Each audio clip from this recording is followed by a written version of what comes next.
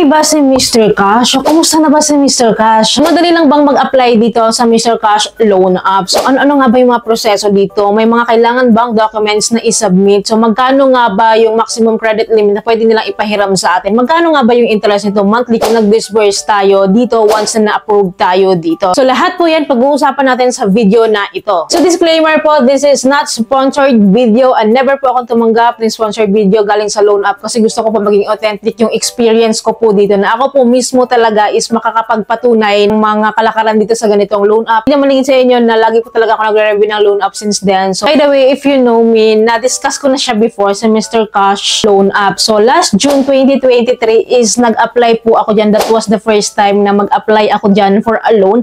And naprobahan po ako no, ng 1,500 pesos. First offer nila, then nung tinry ko siyang i-disburse, is rejected po ako. So, hindi ko po alam kung bakit disbursement na nga lang na-reject pa. Ngayon naman, after almost a year, babalikan ulit natin to si Mr. Cash. Bibisitahin ulit natin. Titingnan natin kung ganun pa rin ba yung process ng pag-a-apply dito, kung mas mabilis ba ma-approve dito. Lahat po ng details about Mr. Cash Loan App is isi-share ko po yan sa inyo. So first, download ulit natin siya sa aking Play Store. Anyways, tingnan natin po yung reviews. May 4.5 rating siya. So mataas na po yun ha.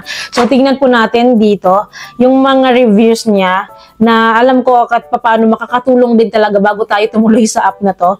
So, ito po yung mga reviews niya. Meron mga good reviews, meron din medyo mababa yung reviews or parang bad experience nila. But, as I can see dito po, is parang hati po yung kanilang commentaries dito and may mga naka-appreciate, meron din naman na hindi. Kasi nga, parang mostly po na concern nila dito is lagi nga daw po silang rejected. Anyways, pinapakita ko lang po sa inyo para kahit paano is aware din kayo. Once na nag-download kayo na isang app, so daan muna kayo dito sa mga reviews para makita nyo kung itutuloy nyo pa ba or hindi. So far naman, medyo okay naman, hati naman. Nasa 4.5 ratings po yung app na to, yung loan app na to. So, i-go natin. But before that, tingnan muna natin tong details ni Mr. Cash ha, kung kaninong lending corporation siya napasama. Of course, kung SEC-registered ba siya. So, i-verify po natin ito. Si Mr. Cash po is under po kay E-Generation Lending Corporation and then naka-SEC-registered po sila. But of course po, hindi naman po lahat ng SEC-registered is okay, di ba? Again, kaya nga po nire-review po natin. Anyways, let's go to SEC website. And I found out nga po na nandun nga po and SEC-registered po si Mr. Cash dito under ng E-Generation Lending Corp. Anyways, install na po natin kasi CI na natin. Ayan, so install lang natin to. So ito din po agad lalabas. So click lang itong login and sign up. Then of course, enter natin yung phone number. Tapos magsisend sila sa atin ng verification code. After this, then enter lang natin. This next lang natin after. Tapos kapag mga ganitong loan up po talaga, may kailangan tayong i-permit dito para makapag-proceed tayo. So, i-permit doon natin itong camera, location, application list, SMS. Agree lang, read and agree lang natin itong privacy and policy na to. And then, agreed, check natin itong agreed them. And i-allow lang po natin itong mga to, location, SMS, and then nakalagay dito, how do you know Mr. Cash daw? So, online ads lang po ilalagay ko dito, then submit natin. Then, ito na nga po. So, ang maximum loan amount na pwede nilang ipa-grant sa atin is 12,000 pesos. Ganito po kasi first time natin mag-apply dito is huwag po tayong mag-expect na i-grantan tayo ng maximum. Maliban po kung sobrang qualified ka. Pero mostly talaga, majority po talaga, mababang amount po talaga tayo magsisimula. Kaya nga po, i-assess or i-evaluate tayo parang mag-a-apply tayo, i-assess tayo sa ating financial or mga personal info or sa ating work info kung karapat-dapat ba tayong maglantan. Eligible po tayo to apply a loan. Anyways, wala po akong loan record dito kasi nga po hindi ako nakapag-loan dati. Click po natin tong apply now para makita natin ano bang meron dito. Anyways, how to apply for a loan. So, ito lang po yung review. So, step 1 daw, go through an application process. Nanghingi sila ng mobile number tsaka valid ID. Tapos, sa step 2 po, loan review. Then sa step 3 po, repay on time to qualify for a higher loan amount. So anyways, click po natin tong get started. So preview lang po yun ha. Ito na po yung first step. So nakalagay dito, complete your personal information. So enter your personal information. Your information is 100% secure with us. So yun yung parang ginagarantin nila. Under po ng personal information, of course, nandiyan yung ID type natin. Naka-indicate din dyan po yung full name natin, date of birth, gender natin, sa baba natin. Marital status, tapos level of education, tapos valid email address. So after that, click natin tong continue. Then sa next step po, this is all about our address. and the other address details po dito. Then, after filling out this po, so, i-click po natin tong save and continue for the next step. So, dito po sa next step, this is all about our work information or source of income, yung information natin dito. Malagang-malaga po yung portion na to kasi some of the loan application kasi dito sila nakabase ng i-offer dun sa ating sources of income. After that po, hindi ko na po pinifill upan kapag may optional na nakalagay ko. Mostly po kasi kapag optional lang, hindi ko po talaga siya nilalagyan ng fill up. Then dito po sa may baba, nakalagay po dito. So nakalagay po yung employment certificate if any, tapos yung payslip po. So nakalagay din po dyan na optional siya. It's up to us again kung pifill upan natin or mag-upload tayo. Pero may nakanote po dito sa baba, nakalagay po, tips, upload employment certificate or payslip to earn a higher chance of loan approval. So, nakalagay po kasi dito is optional. Ayan yung mga yan. So, sinabi ko nga sa inyo kapag optional, hindi ko siya sinasubmit o hindi ako nagbibigay ng mga ganon or nag-fill up ng mga details ng ganon. But anyways, kapag meron naman kayong ganito, syempre go nyo kasi nga, syempre for a higher chance of approval. Pero ako hindi ko siya lalagyan. Parang hindi ako magsasubmit ng mga income document. Anyways, after nito, click lang natin itong save and continue.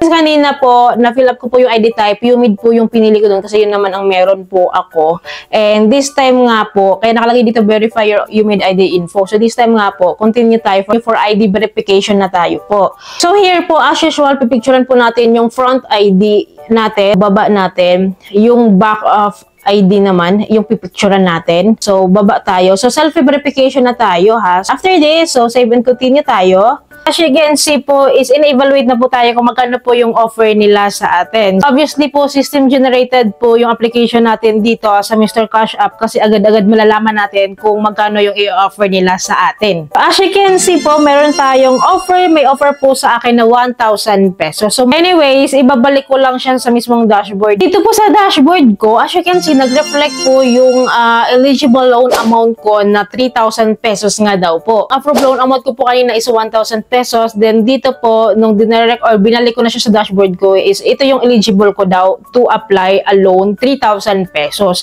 So of course, para makita natin to at malaman talaga natin to kung magkano yung interest nila dito and ano yung magiging process dito. So try natin i-apply ito. Lang po natin tong apply now ulit. Ayan, apply now. So dito po hindi natatapos yung ating pag-fill up ng information. So hindi pa pala siya tapos doon kanina. Dami na natin fill up kanina, but anyways, hindi pa pala siya tapos. Need to finish filling my reference person na ilalagay ko nga po dito. So 5 po yung hinihingi nila.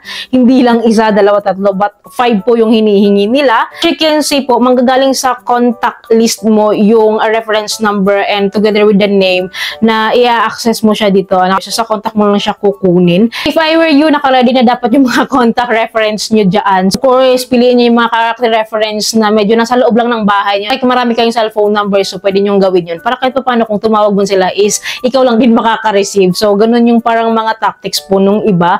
And syempre, ayaw natin naman damay, di ba, ng bang tao, di ba, natatawagan pa sila para lang sa loan natin. Anyways, nakalagay naman dito, the info of your reference person helps us to evaluate whether you qualify for a loan. Rest assured that we won't contact your reference person unless it is necessary. So, hindi naman pala nila kukontakin agad-agad unless daw it is necessary. Siguro kapag hindi ka napagbayad sa loan mo, ganoon naman usually, diba, nagko-contact sila. Pag hindi ka rin ma-reach out or hindi ka rin talaga matawagan. So, this, of course, click lang natin tong save and continue. Then, ito po yung lalabas. So, dito po, mag-choose tayo ng desired loan amount na gusto nating i-loan. Kasi nga, diba, ang offer nila talaga pala sa akin is up to 3,000 pesos. So, 1,000 lang yung pinaka-minimum amount na pwede kong i-loan pala. So, ang maximum na loan amount na binibigay nila sa akin is 3,000 pesos. Anyways, start po natin sa 1,000 pesos. Try po natin sa ito paano nagsimula tayo sa mababa. Kasi para makita rin natin kung magkano nga ba talaga yung interest nila dito. So, click natin itong apply. And then, ang desired term lang po nila is 18 days. Naka-disable po sa akin yung 30 days. So, click lang natin po itong, ayan, click lang po natin itong next.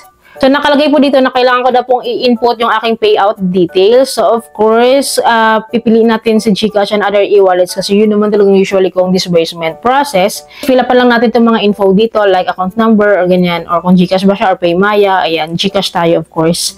And after this, after filling up this, Click lang natin po itong continue, save and continue. And then, nakalagay po dito na kailangan i-make sure natin na tama yung account number natin kasi nga po para hindi magka-problema sa disbursements. Lang po natin itong confirm. Ito po yung parang last step po nila. Lagay po dito yung loan details natin and this is the loan amount na in-avail ko nga, 1,000 pesos. Then yung term niya po is 18 days lang.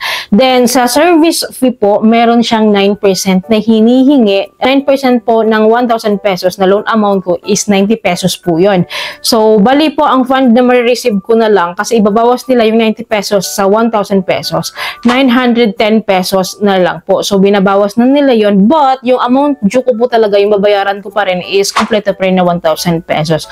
So, clearly po, ang kanilang interest na kinukuha sa atin is 9% of the loan amount. This time po, ika-cancel ko lang po yung 1,000 pesos na kasi nakalaman ko naman na yung gusto kong malaman dito. At least pa paano na-share ko yun sa inyo. So, let's go for 3,000 ang maximum limit nila sa akin.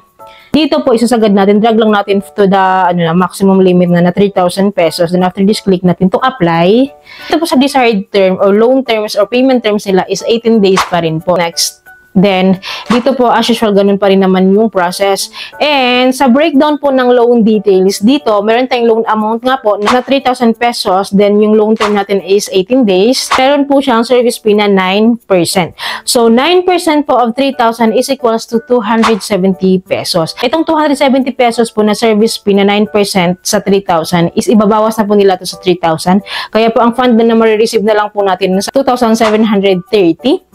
But the amount due to pay is of course 3,000 buo pa rin. Bali, ito nga po ulit, again, yung kanila pinaka-interest sa atin, yung service fee na 9% po. Para sa akin po, of course, mataas to, no? Parang sa isang buwan po, pumapatak ulit as say na 18 to 20% sila, si Mr. Cash a month yung interest niya. So, nataas po nun. But then again, kung kailangan na kailangan mo siya, you can try this naman. So, kayo naman yun eh. So, kayo pong bahala kung i-grab nyo siya. At least pinakita ko po sa inyo yung process niya and kung magano po yung interest niya, kung magano po yung possible na ma-loan natin dito sa mga first time pong mag-attempt dito sa Mr. Cash. At least may idea na po kayo. And it's up to you if you want to grab this.